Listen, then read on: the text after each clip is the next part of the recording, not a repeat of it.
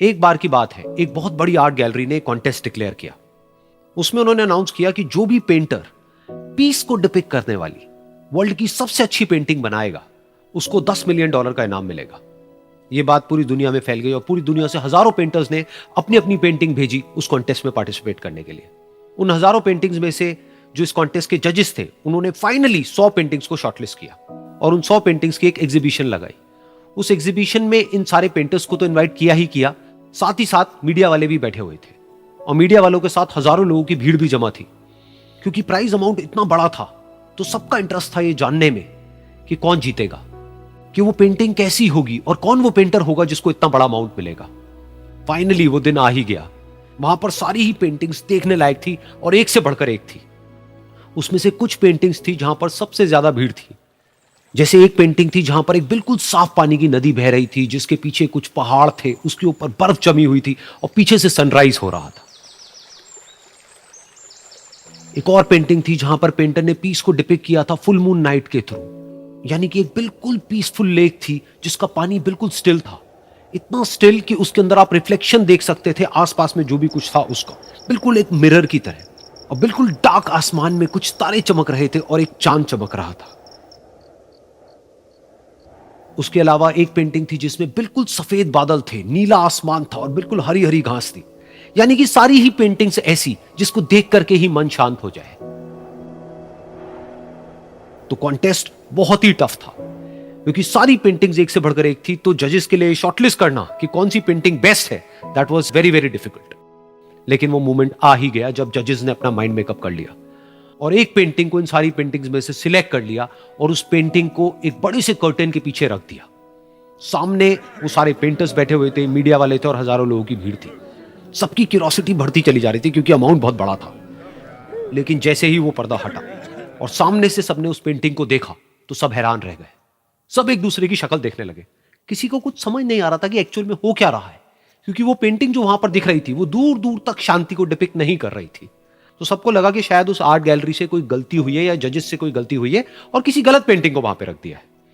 तो कुछ पेंटर्स एक साथ गए, जाकर के उस आर्ट गैलरी के ओनर से मिले और जाकर के उससे पूछा कि क्या ये कोई गलती है, गलती से कहीं कोई गलत पेंटिंग तो आपने वहां पे नहीं रख दी है। तो आर्ट गैलरी वाला थोड़ा सा मुस्कुराया और बोला, नहीं ये पेंटिंग बिल्कुल ठीक है, जजेस ने इसी पेंटिंग को सिलेक्ट किया है और यही पेंटिंग आज की विनर है।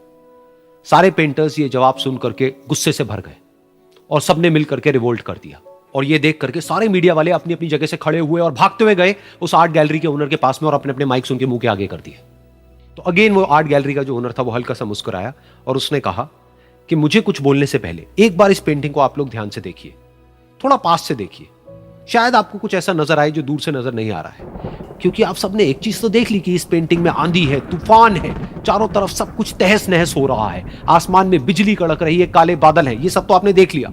लेकिन एक चीज नहीं देखी कि इस पेंटिंग में एक घर भी है। उस घर में एक छोटी सी खिड़की है जहां पर एक आदमी खड़ा हुआ है। ध्यान से जाकर के देखिए, वो जो आदमी खड़ा हुआ है और बाहर देख रहा है उस घर से, उसके चेहरे पर कोई डर नहीं है, बल्कि एक हल्की सी मुस्कान है, एक ठहराव है, एक सुकून है। और यही है शांति का असली मतलब।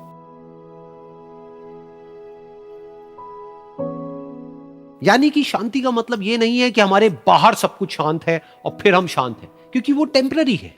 असली शांति का मतलब यह है कि हमारे बाहर चाहे जो कुछ भी हो रहा हो, हम अंदर से पूरी तरह से शांत हैं, हमारा मन शांत है।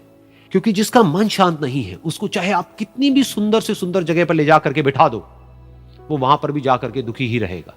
लेकिन दूसरी तरफ से जिसका मन शांत है, उसके बाहर चाहे कुछ भी हो रहा हो, चाहे मौसम कैसा भी हो, चाहे उसके आसपास में सब कुछ तहस नहस हो रहा हो, तूफान हो, लेकिन वो अंदर से बिल्कुल शांत रहेगा। और यही है शांति का असली मतलब।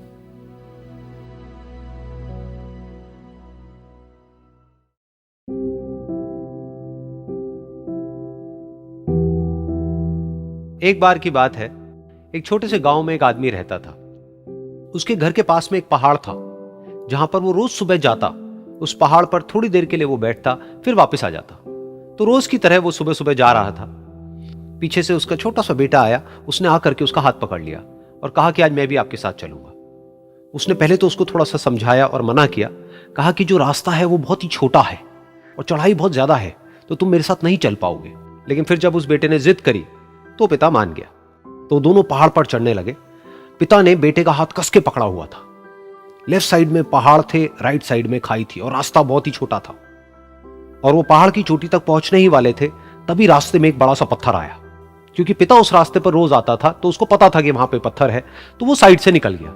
लेकिन जो बेटा था उसका ध्यान कहीं और था, तो उसका घुटना जा करके उस बड़े से पत्थर पर टकरा गया। तो फिर उस बच्चे के मुंह से एक चीख निकली, और जैसे ही वो चीखा उसकी आवाज उन पहाड़ों में गूंजने लगी। इससे पहले उस बच्चे ने कभी भी अपनी आवाज की गूंज नहीं सुनी थी, तो उसे समझ नहीं आया कि क्या हो रहा है। वो अंदर से थोड़ा सा घबरा गया।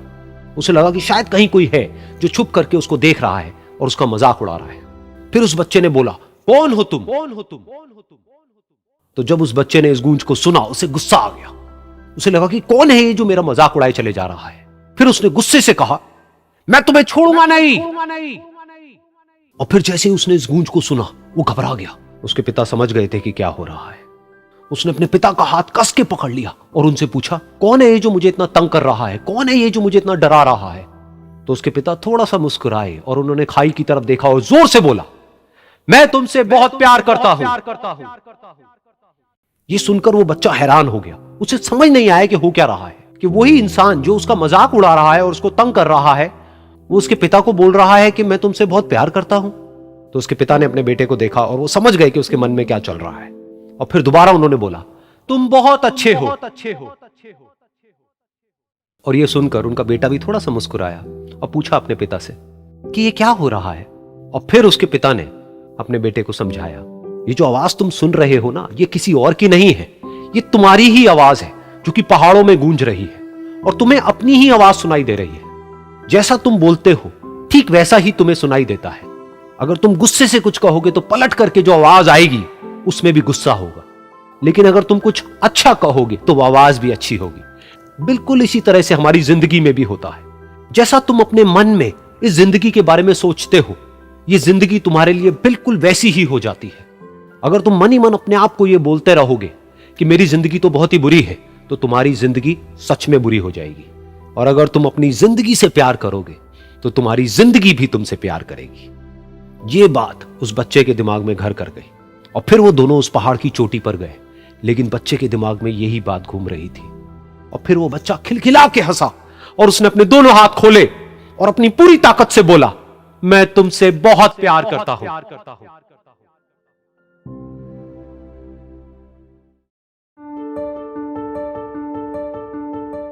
एक बार की बात है, एक बहुत बड़ा नेता एक साधु के छोटे से आश्रम में गया, क्योंकि उसने बहुत सुना था उस साधु के बारे में और उसके मन में आया कि मैं एक बार जाकर के देखता हूं कि लोग इतनी तारीफ क्यों करते हैं उसकी। तो जब वो उस आश्रम में गया तो वहां पर एक छोटा सा कमरा था जहां पर एक कालीन बिछा हुआ था। वहां पर कुछ लोग बैठे हुए थे नीचे और साधु जी सामने बैठे हुए थे। कुछ सवाल जवाब चल रहा था। तो जैसे ही वो अंदर गया, वो अकेला नहीं था, उसके साथ में 4 बॉडीगार्ड्स भी थे।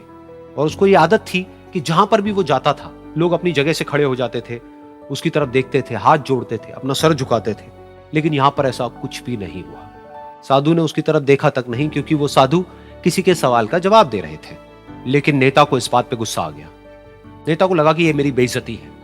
तो उस नेता ने साधु की बात को बीच में ही काटते हुए थोड़ा गुस्से से कहा, मैं आपसे कुछ कहना चाहता हूं। साधु ने उसकी तरफ देखा और बोले, आप थोड़ी देर रुकिए, पहले मैं इनके सवाल का जवाब दे लूं, उसके बाद में मैं आपसे बात करूंगा। तब तक अगर आप चाहें तो आप बैठ सकते हैं। बस साधु का इतना कहने की देर थी।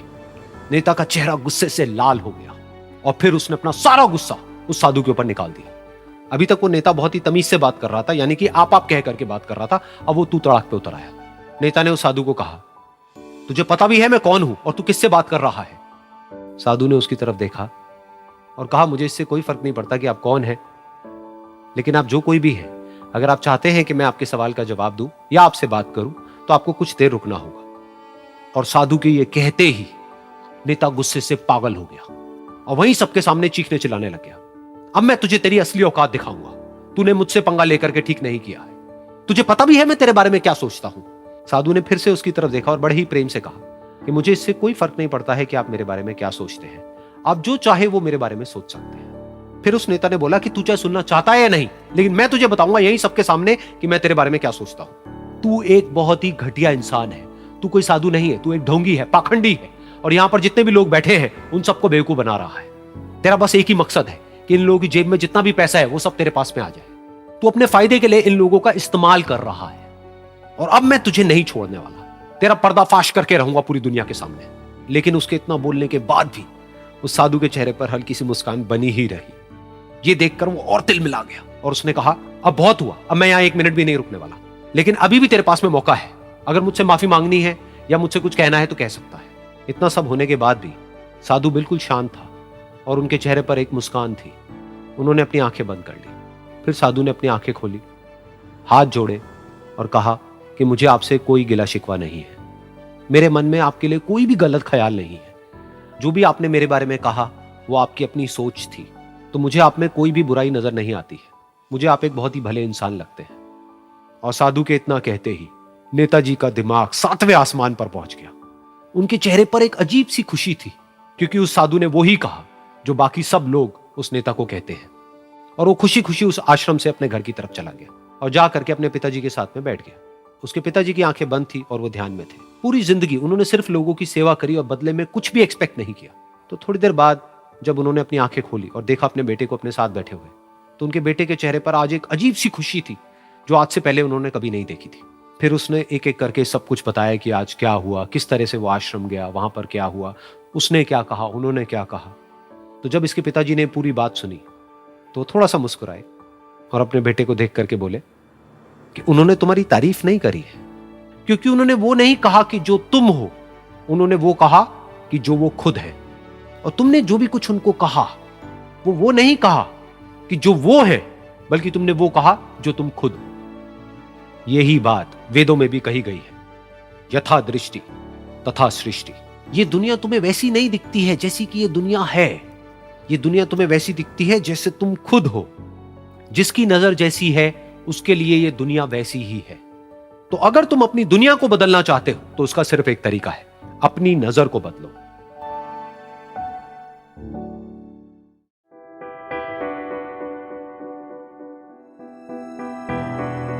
ये कहानी है एक छोटी सी बच्ची की जिसको बहुत गुस्सा आता था, बात बात पे गुस्सा आता था। और जब उसको गुस्सा आता था तो वो ये नहीं देखती थी कि उसके सामने कौन है, और जो उसके मन में आता था वो सब बोल देती थी। कई कई बार तो वो कुछ चीजें उठाती और जमीन पे फेंकती और तोड़ देती। तो उसके माँ बाप बहुत परेशान हो गए, उनको समझ नहीं आ रहा था कि वो क्या करें। उन्होंने बहुत कोशिश करी उस बच्ची को समझाने की अलग अलग तरीके से, लेकिन वो बच्ची समझ ही नहीं रही थी। फिर एक दिन उसकी माँ ने उसकी ट्यूशन टीचर से बात करी, क्योंकि ट्यूशन टीचर ही एक ऐसी थी जिसकी कि वो बात सुनती थी। तो उसकी टीचर ने उसकी माँ की सारी बातों को सुना और उनको बोला कि आप चिंता मत करो, आने वाले कुछ दिनों के अंदर अंदर ही इस बच्ची का गुस्सा पूरी तरीके से खत्म हो जाएगा। उसकी माँ को समझ नहीं आया, लेकिन फिर भी उन्होंने कहा कि कोशिश करने में क्या जाता है। फिर उस दिन रोज की तरह जब वो टीचर आई और वो क्लास शुरू होने वाली थी, तो उसकी टीचर ने उस बच्ची से कहा कि आज हम पढ़ाई नहीं करेंगे, आज हम एक गेम खेलेंगे। तो बच्ची ये सुन करके बहुत खुश हो गई। फिर टीचर उस बच्ची के साथ में उस घर के पीछे एक दीवार के पास में जाकर के खड़ी हो गई, और उस टीचर ने उस बच्ची को कहा कि गेम ये है कि अब जब भी तुम्हें गुस्सा आए, तुम्हें कील लेनी है और यहां पर आकर के इस दीवार में गाड़ देनी है, थोड़ी सी, जितनी हो सके। फिर उस बच्ची ने टीचर से पूछा, लेकिन इससे क्या होगा?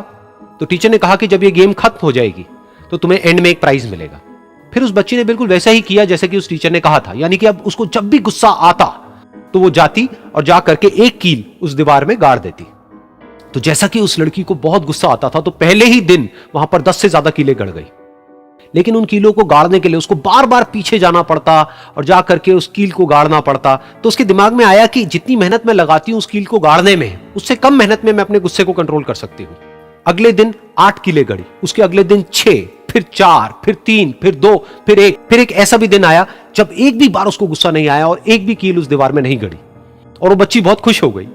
खुशी खुशी वो अपनी टीचर के पास में गई और जाकर के उनको बताया कि देखो मैम, आज मैंने एक भी कील उस दीवार में नहीं गाड़ी है, क्योंकि मेरे को एक बार भी गुस्सा नहीं आया है।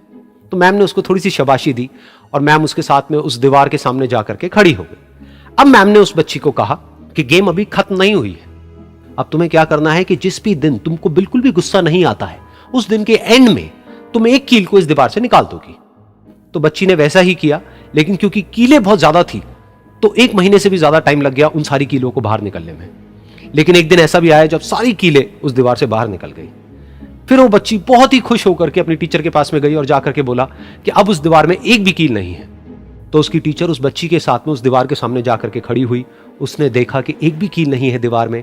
फिर उसको उसकी एक फेवरेट चॉकलेट गिफ्ट करी और बोला कि तुम इस प्राइज को जीत गई हो। बच्ची बहुत ही खुश हो गई। फिर टीचर ने उस बच्ची से पूछा कि क्या तुमको इस दीवार में कुछ नजर आ रहा है? तो बच्ची ने कहा, नहीं मैम, इसमें तो कुछ भी नहीं है, सारी कीलें निकल चुकी हैं। तो उस टीचर ने कहा, एक बार ध्यान से देखो, शायद कुछ नजर आए। तो उस बच्ची ने दोबारा देखा और कहा, वो जो कीलें मैंने गाड़ी थी उसके कुछ निशान मुझे नजर आ रहे हैं दीवार में। जब बच्ची ने ये देख लिया, फिर उसकी मैम ने उस बच्ची को कहा, जैसे तुमने इस दीवार में कील गाड़ी और अब तुम उस कील को तो निकाल सकती हो लेकिन उसके निशान को नहीं मिटा सकती, ठीक इसी तरह से होता है जब तुम गुस्सा करती हो। जब तुम गुस्सा करती हो अपने माँ बाप पे या किसी पे भी, तो उनके दिल पर चोट लगती है, उनको दर्द होता है और वहां पर एक निशान रह जाता है। उस निशान को तुम चाह करके भी हटा नहीं सकती, फिर चाहे तुम उनसे जितना मर्जी माफी मांग लो। ये सुनकर बच्ची को अपनी गलती का एहसास हुआ और वो रोने लगी और वो भागती हुई गई और अपनी माँ के पास में जाकर के उनसे गले लग गई और अपनी माँ को बोली कि मम्मा, मैं आज के बाद कभी गुस्सा नहीं करूंगी, मुझे समझ आ गया है मैंने क्या गलती करी। और उस दिन के बाद उस बच्ची ने कभी गुस्सा नहीं किया।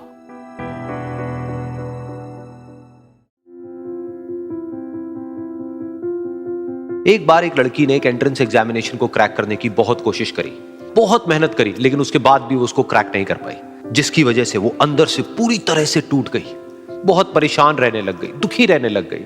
उसके पिता से अपनी बेटी की यह हालत देखी नहीं गई। फिर उन्होंने एक दिन अपनी बेटी को बुलाया और उन्होंने अपनी बेटी को कहा कि तुम मेरे साथ एक बार किचन में चलो, मुझे तुम्हें कुछ दिखाना है। किचन में पहले से ही उन्होंने गैस स्टोव के ऊपर 3 बोल रखे हुए थे।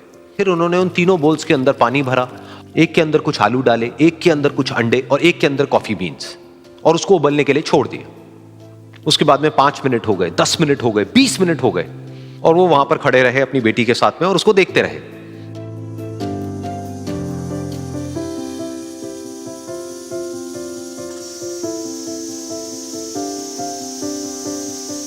तो बेटी अंदर से थोड़ी सी इरिटेट होने लग गई, कहती है क्या कर रहे हो आप? तो उसके पिता ने कहा कि सिर्फ 1 मिनट और रुको, तुमको सब समझ आ जाएगा। फिर उसके बाद में एक एक करके उन्होंने गैस स्टोव को बंद किया और जो पहला बोल था उसमें से आलू निकाले और निकाल करके एक प्लेट पे रख दिए। दूसरे बोल में से उन्होंने वो अंडे निकाले और निकाल करके एक और प्लेट में रख दिए और तीसरे बोल में से जो कॉफी थी उसको छान करके एक कप के अंदर भर दिया और वो वहीं सामने स्लैब पे रख दिया और अपनी बेटी से पूछा कि तुम्हें क्या दिख रहा है? तो उनकी बेटी को थोड़ा सा गुस्सा आ गया। उसने कहा कि इसमें देखना क्या है, एक में आलू है, एक में अंडे हैं और एक में कॉफी है। तो उसके पिता ने कहा कि एक बार इनको छू करके देखो, शायद तुम्हें कुछ समझ आए। तो उसने सबसे पहले आलूओं को छुआ, तो जब उसको छुआ और थोड़ा सा दबाया तो वो बिल्कुल सॉफ्ट हो चुके थे। तो उसके बाद में उसके पिता ने उन अंडों को तोड़ा तो वो हार्ड थे।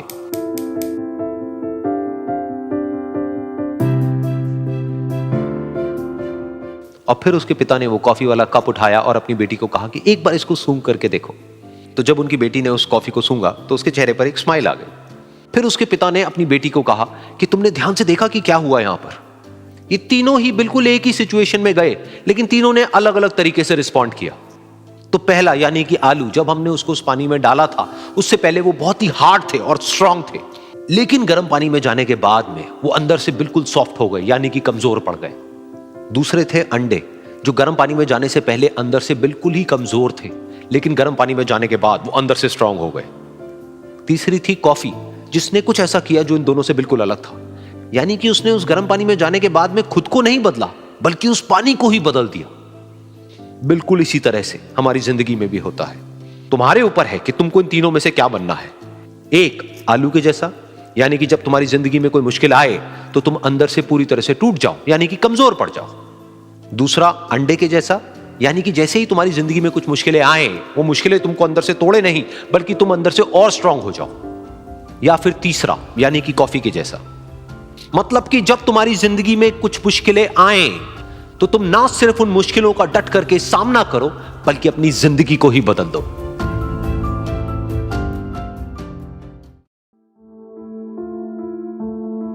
ये कहानी है 2 दोस्तों की जो कि एक छोटे से गांव में रहते थे। एक बार वो दोनों किसी काम से शहर गए और वापस अपने गांव लौट रहे थे। उनके गांव तक पहुंचने के लिए उनको एक घने जंगल से होकर के गुजरना था और जब वो उस जंगल से गुजर रहे थे तो एक दोस्त को प्यास लगी और वो पानी ढूंढने के लिए रास्ता भटक गए। थोड़ी ही देर बाद शाम हो गई और रात होने ही वाली थी। तो उन दोनों की नजर एक गुफा पे पड़ी जो कि पेड़ों से घिरी हुई थी चारों तरफ से। तो उन्होंने सोचा कि यही जगह ठीक है रात बिताने के लिए। तो दोनों ने कुछ लकड़ियां इकट्ठी करी, उस गुफा के अंदर गए और आग जला करके वहां पे बैठ गए। रात का वक्त था, गुफा के अंदर आग जल रही थी, बाहर बिल्कुल अंधेरा था और कुछ जानवरों की आवाजें आ रही थी। तो उन दोनों में से जो एक दोस्त था वो अंदर ही अंदर डरने लगा, क्योंकि उसने भूत प्रेतों की बहुत कहानियां सुनी थी कि रात के वक्त जंगल में कुछ भयानक आत्माएं भटकती हैं और अगर उनको कोई ऐसा भटका हुआ आदमी मिल जाए तो उसको नहीं छोड़ती। तो जब उसने भूत प्रेतों की बात अपने दोस्त से करी तो उसके दोस्त ने हंसते हुए उससे पूछा, क्या कभी तूने किसी भूत को देखा है? तो उसने कहा, नहीं मैंने तो नहीं देखा, लेकिन मेरे कुछ जान पहचान के लोग हैं जिन्होंने देखा है। तो उसके दोस्त ने उसको समझाने की बहुत कोशिश करी कि यार ऐसी सुनी सुनाई बातों पर विश्वास नहीं करते हैं, अब तू सो जा और मुझे भी सोने दे, मुझे नींद आ रही है। और इतना कह करके उसका दोस्त वहीं पर लेट गया और थोड़ी देर में सो गया। लेकिन वो जो अंदर से डरा हुआ था वो लेट तो गया, लेकिन उसको नींद नहीं आ रही थी। उसको लग रहा था कि शायद यहां पर कहीं कोई है जो छुप करके कहीं से उसको देख रहा है। उस आग की वजह से कुछ परछाइयां बन रही थी वहां पर पत्थरों पर, तो उन परछाइयों को देख करके भी वो डर रहा था। फिर कुछ घंटे तक ऐसे ही चलता रहा। फिर उसके बाद में क्योंकि वो थका हुआ था तो उसको नींद आ गई। लेकिन नींद आने के कुछ देर बाद ही उसको एक सपना आया।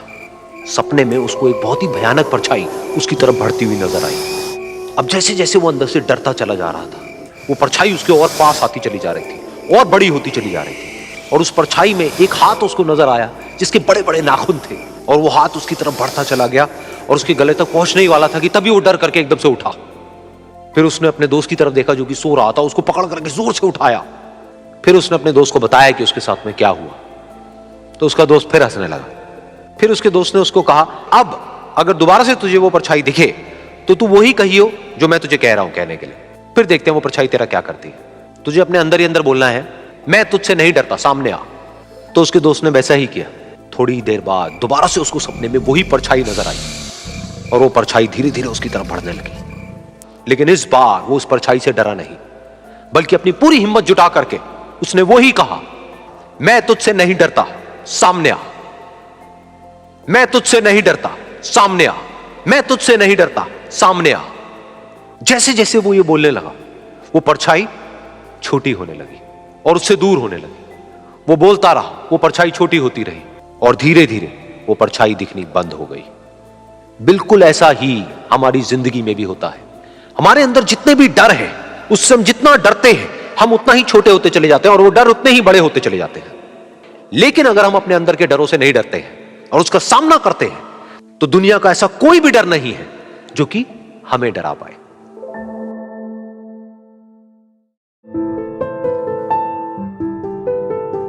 एक बार की बात है, कुछ साइंटिस्ट ने मिलकर के एक बहुत ही इंटरेस्टिंग एक्सपेरिमेंट किया। उन्होंने क्या किया कि एक बहुत बड़ा सा पिंजरा लिया, उसके अंदर 5 बंदरों को रख दिया और वहां पर एक सीढ़ी लगा दी। उस सीढ़ी के टॉप पर कुछ केले रख दी। फिर उन साइंटिस्ट ने क्या किया कि जैसे ही कोई भी बंदर उस सीढ़ी पर चढ़ता केलों तक पहुंचने के लिए, तो ऊपर से ठंडे पानी की बारिश करने लग जाते। तो जैसे ही वो ठंडा पानी गिरता उस बंदर के ऊपर जो कि सीढ़ी पर चढ़ रहा था, वो फटाफट से नीचे आता तो पानी बंद हो जाता। फिर दोबारा से कोई और बंदर उस सीढ़ी पर चढ़ता उन केलों तक पहुंचने के लिए, दोबारा से यही होता। दोबारा से ऊपर से ठंडे पानी की बारिश होती, वो बंदर जैसे ही नीचे आता दोबारा से बारिश बंद हो जाती। तो बंदरों ने इसका मतलब यह निकाला कि जैसे ही कोई भी सीढ़ी पर चढ़ता है तो ऊपर से ठंडा पानी गिरता है। फिर उसके बाद में जैसे ही कोई भी बंदर उस सीढ़ी पर चढ़ने की कोशिश भी करता तो बाकी के बंदर सब इकट्ठे होकर के उसको पकड़ते, उसको मारते, उसको पीटते और उसको नीचे गिरा देते। फिर दोबारा कोई कोशिश करता, दोबारा उसके साथ भी ऐसा ही होता।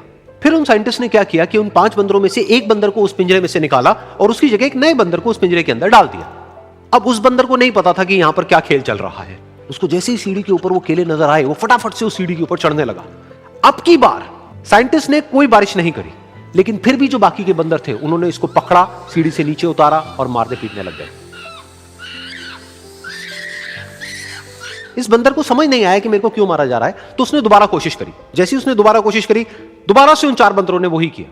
तो अब इस नए बंदर के दिमाग में क्या बैठ गया कि सीढ़ी पर चढ़ना मना है, अगर सीढ़ी पर चढ़ते हैं तो मार पड़ती है। उस सीढ़ी पर चढ़ना क्यों मना है और क्यों मार पड़ती है वो उसको नहीं पता था, बट उसके दिमाग में ये बैठ गया कि इस सीढ़ी पर नहीं चढ़ना है, ना किसी को चढ़ने देना है। फिर दोबारा से उन साइंटिस्ट ने क्या किया कि जो पुराने 4 बंदर थे उसमें से एक बंदर को निकाला और एक नए बंदर को उसी जगह पर डाल दिया। अब इस नए बंदर ने भी वही किया जो इससे पहले वाले ने किया था, यानी कि वो भागता हुआ गया, उस सीढ़ी के ऊपर चढ़ने की कोशिश करी, उन केलों तक पहुंचने की कोशिश करी, बाकी 4 इकट्ठे हो गए और उन्होंने उसको मारा पीटा, सीढ़ी से नीचे गिरा दिया। उसको कुछ समझ नहीं आया, उसने दोबारा कोशिश करी, दोबारा उसके साथ यही हुआ। और अब इस बंदर के दिमाग में भी यही बैठ गया कि सीढ़ी पर चढ़ना मना है और सीढ़ी पर चढ़ने से मार पड़ती है। फिर साइंटिस्ट ने एक एक करके जो पुराने 3 बंदर बचे हुए थे उसमें से भी एक एक करके उन बंदरों को निकाला और उनकी जगह पर 3 नए बंदर आ गए। अब ये 5 बंदर नए थे और किसी को भी ये नहीं पता था कि उस सीढ़ी पर चढ़ना मना क्यों है, लेकिन उन सबके दिमाग में बैठा हुआ था कि सीढ़ी पर चढ़ने से मार पड़ती है। तो कोई भी कोशिश नहीं कर रहा था, जबकि अब कोई ठंडे पानी की बारिश भी नहीं हो रही थी। वो चाहते तो आराम से उस सीढ़ी पर चढ़ते, केले तोड़ते और आपस में बांट करके खा लेते। बिल्कुल ऐसा ही हम लोगों के साथ भी होता है, यानी कि इंसानों के साथ भी होता है। हजारों साल पहले कोई प्रथा बनी होती है, कोई रीति रिवाज होता है जिसके पीछे कोई ना कोई वजह होती है, लेकिन वो वजह खत्म होने के बाद भी वो प्रथा चलती रहती है, वो रीति रिवाज चलते ही रहते हैं। किसी में इतनी हिम्मत नहीं होती है ये पूछने की कि हम क्या कर रहे हैं, क्यों कर रहे हैं। बस सबको ये पता होता है कि ऐसा ही होता है। तो वो एक्सपेरिमेंट जिसके बारे में अभी मैंने आप लोगों को बताया, यानी कि वो बंदरों का एक्सपेरिमेंट, उसमें तो बेचारे बंदर हैं, जानवर हैं, उनको नहीं पता है कि क्वेश्चन कैसे पूछते हैं। लेकिन अगर हम इंसान होने के बावजूद भी क्वेश्चन ना करें तो हमारे में और जानवरों में क्या फर्क है, सोचिए।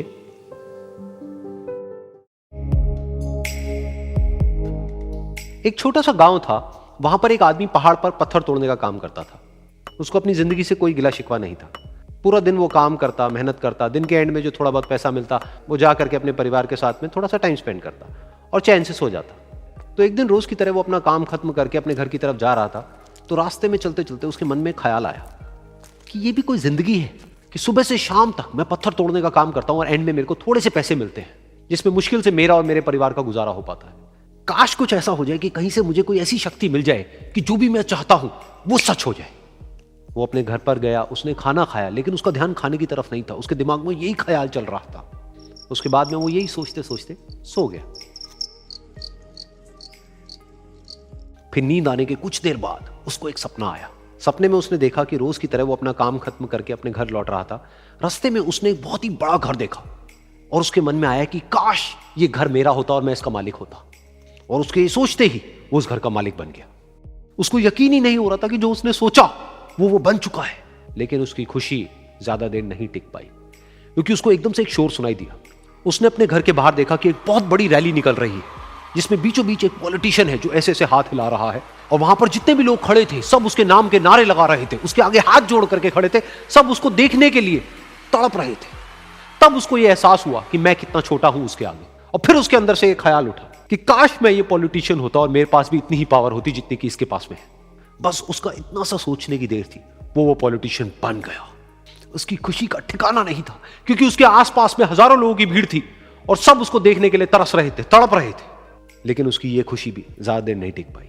धूप बहुत ही तेज थी और उस पॉलिटिशियन को आदत नहीं थी इतनी गर्मी में रहने की, तो उस धूप की वजह से उसको चक्कर आ गए और वो बेहोश होकर के गिर गया।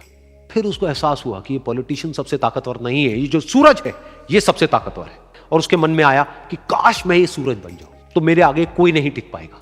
और उसका इतना सा सोचने की देर थी और वो सूरज बन गया और वो खुशी से पागल हो गया, क्योंकि पूरी दुनिया को वो ही रोशन कर रहा था और पूरी दुनिया में ऐसा कोई नहीं था जो कि उसकी रोशनी को रोक सके। लेकिन उसकी ये खुशी भी ज्यादा देर टिक नहीं पाई, क्योंकि कुछ ही देर बाद आसमान में कुछ काले बादल आए जिन्होंने कि उस सूरज की रोशनी को रोक दिया। फिर उसको यह एहसास हुआ कि इस दुनिया में ऐसा भी कोई है जिसमें दम है उसकी रोशनी को रोकने का। और उसके मन में एक ख्याल उठा कि काश मैं वो बादल बन जाऊं। और वो बादल बन गया और आसमान में उड़ने लगा। उसको ऐसा लगा कि मैं आसमान में उड़ रहा हूं और अब मैं जहां चाहे वहां जा सकता हूं। लेकिन कुछ देर बाद वहां पर एक बहुत तेज हवा का झोंका आया जो कि उन बादलों को उड़ा करके ले गया। अब फिर उसे ये समझ आया कि ये जो बादल हैं वो सूरज की रोशनी को तो रोक सकते हैं, लेकिन हवा को नहीं रोक सकते। ये हवा उनको बहा करके ले जाती है। फिर उसके मन में आया कि काश मैं ये हवा बन जाऊं, और वो हवा बन गया। हवा बनने के बाद में उसको अपने अंदर एक अलग ही ऊर्जा का अनुभव हुआ। वो चाहे तो आराम से बहता और चाहे तो आंधी बन करके, तूफान बन करके, जिसको भी चाहे उड़ा करके ले जाता। उसको ये विश्वास होने ही लगा था कि इस दुनिया में सबसे ज्यादा शक्तिशाली मैं हूं। लेकिन तभी उसके सामने आया एक पहाड़। उसने अपनी पूरी ताकत लगा दी, लेकिन उस पहाड़ को वो इतना सा भी नहीं हिला पाया। तब उसको यह एहसास हुआ कि इस दुनिया में कोई है जो हवा से भी ज्यादा शक्तिशाली है, जिसमें दम है उस हवा को रोकने का। फिर उसके मन में आया कि काश मैं ये पहाड़ होता, और वो पहाड़ बन गया। लेकिन हर बार की तरह इस बार भी उसकी खुशी ज्यादा देर तक नहीं टिक पाई। उसको एक जानी पहचानी सी आवाज सुनाई दी और साथ ही साथ उसको दर्द होने लगा, जैसे कि कोई है जो उसको तोड़ रहा है, उसको मार रहा है।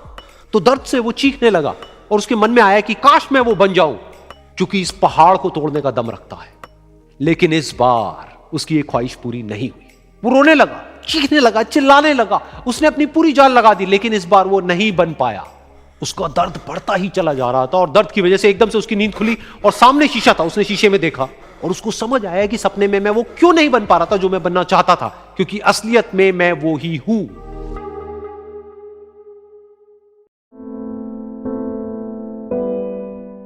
ये कहानी है दो दोस्तों की, और उनकी दोस्ती की शुरुआत हुई थी अभी कुछ दिन पहले हॉस्पिटल के कमरे से, जहां पर वो दोनों एडमिट थे। तो दोनों में से जो एक था, उसको अभी कुछ दिन पहले एक पैरालिसिस का अटैक आया था, जिसकी वजह से गर्दन के नीचे की उसकी पूरी बॉडी पैरालाइज हो गई थी और वो अपनी एक उंगली तक नहीं हिला सकता था। और पूरे दिन जो भी नर्स उसके पास में आती, वो उसको एक ही बात कहता कि मुझे कोई ऐसा इंजेक्शन दे दो जिससे कि मैं मर जाऊं, अब मैं और जीना नहीं चाहता, ऐसी जिंदगी का मैं क्या करूंगा। तो उसका जो दोस्त था उस कमरे में, क्योंकि वो चल फिर सकता था, तो रोज सुबह और रोज शाम को उस कमरे में एक खिड़की थी, उसके पास में जाकर के खड़ा हो जाता और अपने दोस्त को बताता कि उस खिड़की के बाहर क्या चल रहा है। बिल्कुल नीला आसमान है, सफेद बादल है, हल्की हल्की हवा चल रही है और कुछ पंछी उड़ रहे हैं। एक बहुत ही सुंदर बीच है जहां पर कुछ बच्चे मिट्टी के घरौंदे बना रहे हैं। कुछ लोग हैं जो वहां पर बैठे हुए बस समुद्र की लहरों को देख रहे हैं। कुछ लोग जॉगिंग कर रहे हैं, कोई एक्सरसाइज कर रहा है, कोई पतंग उड़ा रहा है। वहां पर एक आइसक्रीम की स्टॉल है जहां पर कुछ लोग आकर के आइसक्रीम खा रहे हैं। और सनसेट के टाइम पे जो पानी है वो पूरा गोल्डन हो जाता है और चमकने लगता है। तो शुरू में तो जब उसने वो सब बताना शुरू किया तो उसके दोस्त के ऊपर ज्यादा असर नहीं हुआ, लेकिन धीरे धीरे उसके अंदर जीने की चाह जागने लगी। अब वो सुबह का इंतजार करने लगा कि जल्दी से सुबह हो और मेरा दोस्त मुझे बताए कि आज यहां पर क्या हो रहा है। कुछ दिन तक ऐसे ही चलता रहा। फिर एक दिन जब वो सुबह उठा तो उसने देखा कि सामने वाला बेड खाली है। फिर उसने नर्स को बुलाया और उससे पूछा कि क्या वो डिस्चार्ज हो गया है। तो नर्स ने कहा कि आपको तो उन्होंने बताया होगा, उनके पास कुछ ही दिन बाकी थे और कल रात को ही उनकी डेथ हो गई है।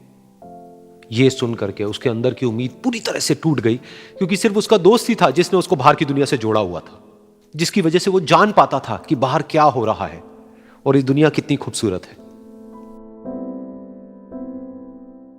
तो कुछ दिन तक तो वो रोता रहा और उसने जीने की चाह छोड़ दी। लेकिन दूसरी ही तरफ से उसके अंदर कहीं ना कहीं एक नई चाह पैदा हुई कि काश मरने से पहले एक बार मैं खुद अपनी आंखों से देखूं इस खिड़की के बाहर कि दुनिया कैसी है। जैसे जैसे उसकी ये चाह बढ़ने लगी, उसको अपने अंदर एक अजीब सी एनर्जी महसूस होने लगी। और फिर एक दिन उसने अपनी पूरी ताकत लगा दी और किसी तरीके से वो बेड से नीचे गिरा और पकड़ पकड़ करके किसी तरह से उस खिड़की तक पहुंचा। फिर उस खिड़की को पकड़ करके वो खड़ा हुआ और खिड़की के बाहर देख लिया। लेकिन खिड़की के बाहर देखते ही वो गुस्से से भर गया। उसने जोर से नर्स को आवाज लगाई और जैसे ही नर्स आई उसने नर्स से पूछा, ये तुमने क्या किया, ये खिड़की के बाहर काली दीवार क्यों खड़ी कर दी। तो नर्स को समझ नहीं आया वो क्या बोल रहा है और वो बोली कि मुझे 5 साल हो गए हैं यहां पर, जब से मैं आई हूं तब से तो ये काली दीवार यहां पर है। तब जाकर के उसको समझ आया कि उसका वो दोस्त उससे झूठ बोल रहा था। और उसने नर्स से पूछा, अगर ये काली दीवार पिछले 5 साल से यहां पर है तो मेरे दोस्त ने मुझसे झूठ क्यों कहा।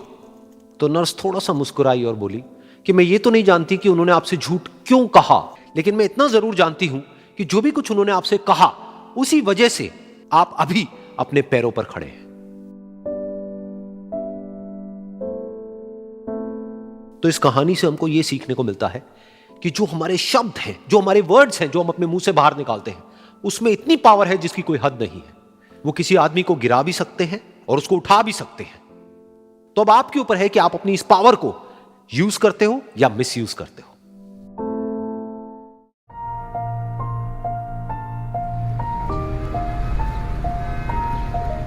एक बार एक छोटी सी बच्ची हाथ में मिट्टी की गुल्लक लेकर के भागती हुई एक दवाइयों की दुकान पर गई। वो काफी देर तक वहां पर खड़ी रही, लेकिन दुकानदार का ध्यान उसकी तरफ नहीं गया क्योंकि और भी बहुत सारे लोग खड़े हुए थे। उसने दुकानदार को कई बार बुलाया, लेकिन वहां पर भीड़ इतनी थी कि दुकानदार का ध्यान उसकी तरफ गया ही नहीं। और फिर उस बच्ची को थोड़ा सा गुस्सा आया तो उसने अपनी मिट्टी की गुल्लक लेकर के वहीं काउंटर पर जोर से रख दी, जिसके बाद में जो दुकानदार था और जितने भी लोग खड़े थे वो सब उस बच्ची की तरफ देखने लग गए। और फिर उस दुकानदार ने उस बच्ची से पूछा, बेटे आपको क्या चाहिए। तो वो बड़े ही भोलेपन से बोली कि मुझे एक चमत्कार चाहिए। ये सुनकर के दुकानदार को कुछ समझ नहीं आया, ना ही वहां पर जो लोग थे उनको कुछ समझ में आया और सब उसकी तरफ देखने लग गए। फिर दुकानदार ने बोला, बेटे चमत्कार तो यहाँ पर नहीं मिलता है। तो बच्ची को लगा कि वो उससे झूठ बोल रहा है। तो बच्ची ने कहा कि मेरी गुल्लक में बहुत पैसे हैं, आप बताओ आपको कितने पैसे चाहिए, लेकिन मैं आज यहां से चमत्कार लेकर के ही जाऊंगी। तो वहीं काउंटर पे एक और आदमी खड़ा था, उसने उस बच्ची से पूछा कि बेटे क्यों चाहिए तुमको चमत्कार। तब उस बच्ची ने अपनी कहानी बताई कि अभी कुछ दिन पहले मेरे भाई के सर में बहुत तेज दर्द हुआ तो मेरे पापा मम्मी उसको हॉस्पिटल ले गए। उसके बाद कई दिन तक मेरा भाई घर नहीं आया। तो मैंने कई बार अपने पापा से पूछा, लेकिन उन्होंने मुझे कुछ नहीं बताया। उन्होंने बार बार यही कहा कि वो आ जाएगा, वो कल आ जाएगा, वो कल आ जाएगा, लेकिन वो आ ही नहीं रहा था। तो मैंने देखा कि मम्मी रो रही है। अब पापा मम्मी को कह रहे थे कि उसकी दवाइयों के लिए और उसके इलाज के लिए जितने पैसे चाहिए उतने मेरे पास में नहीं है। अब उसको कोई चमत्कार ही बचा सकता है। तब मुझे लगा कि अगर मेरे पापा के पास में इतने पैसे नहीं भी हैं तो क्या हुआ, मेरे पास में तो है। तो मैंने जितने भी पैसे जोड़ रखे हैं वो सारे लेकर के मैं इस दवाई की दुकान पर आई। फिर उस आदमी ने उस बच्ची से पूछा, कितने पैसे हैं तुम्हारे पास में? ये सुनते ही उस बच्ची ने अपनी गुल्लक उठाई, जमीन पर फेंकी और तोड़ दी और पैसे गिनने लग गई। बाकी सब लोग खड़े होकर के उसको देख रहे थे। थोड़ी देर बाद उसने सारे पैसे अपने हाथ में इकट्ठे किए और बोली, मेरे पास में पूरे 19 रुपए हैं। वो जो आदमी वहां पर खड़ा था वो थोड़ा सा मुस्कुराया और बोला कि अरे तुम्हारे पास में तो पूरे पैसे हैं, इतने का ही तो आता है चमत्कार। ये सुनकर के वो बच्ची बहुत खुश हो गई और बोली कि चलो मैं आपको अपने पापा से मिलवाती हूं। बाद में पता लगा कि वो आदमी कोई आम आदमी नहीं था, बल्कि एक बहुत बड़ा न्यूरोसर्जन था और उसने सिर्फ 19 रुपए में उसके भाई की सर्जरी करी और कुछ ही दिन बाद वो ठीक होकर के घर वापस आ गया। फिर कुछ दिन बाद वो बच्ची, उसका भाई, उसके पापा, उसकी मम्मी चारों एक साथ बैठे हुए थे और बात कर रहे थे। तो उसकी मम्मी ने उसके पापा से पूछा कि अब तो बता दो ये चमत्कार आपने किया कैसे? तो उन्होंने अपनी बेटी की तरफ देखा और बोले, ये चमत्कार मैंने नहीं, इसने किया है।